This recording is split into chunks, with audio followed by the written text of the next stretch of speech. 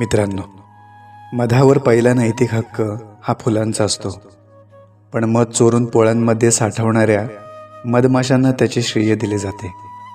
समाजातही असेच असते. प्रामाणिकपणे काम करणारे उपेक्षित राहतात आणि वांग्याचा भोपळा करून श्रेय घेणारे प्रसिद्ध होतात. गोड मध गोळा करणारी मधमाशी चावायला विसरत नाही, त्यामुळे सावधान राहा.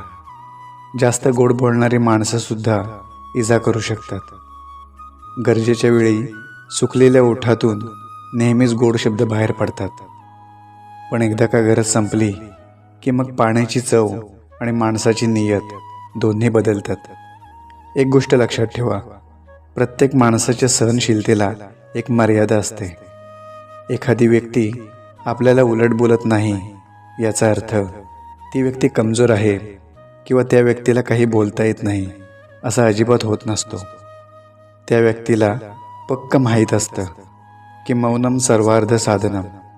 कधी स्वभाव, कधी संस्कार, तर कधी वैचारिक फरक हा आडवा येत असतो.